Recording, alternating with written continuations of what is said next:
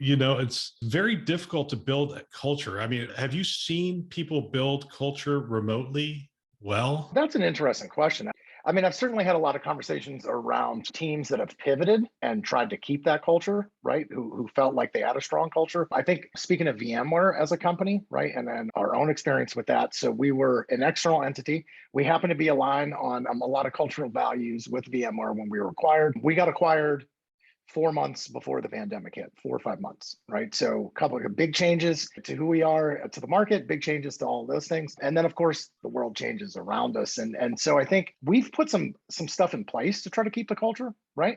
Like, whether it's painting sessions, different sessions that are non-work related, right? And that type of stuff. So I think a strong culture can maintain it. Building and instilling that remotely is interesting. I think you do have to take some active measures to do that. But certainly, I think the disconnection from other humans has partially led to some of the resignations that have occurred. And certainly, I think some of the stress and burnout that we're seeing inside of security as well.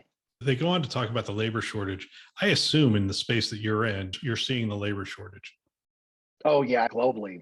And again, it depends on the market, but looking at ourselves, we've put programs in place. We have university educations looking across the globe. Folks like Australia, they have a small population anyway. So they're importing a lot of their cyber talent, the UK the same way. So I think there's a lot of initiatives globally to grow, our own cyber professionals and get those in. And then certainly I think the US government has recognized that as well. You see grant money coming to underserved communities to try to get them into cyber. Lots of programs to transition veterans who are maybe in some other roles inside of the military and bring those folks in. And then, of course, I think wider campaigns to look everywhere for anybody that's interested in learning some stuff and contributing to the problem, because recruiting's still taking too long, and then of course retaining our people is very hard right now because the pay scales have gone to the roof. So to your point, very easy if I'm just switching a 4x4 square on a laptop to another 4x4 square at another company with another logo, and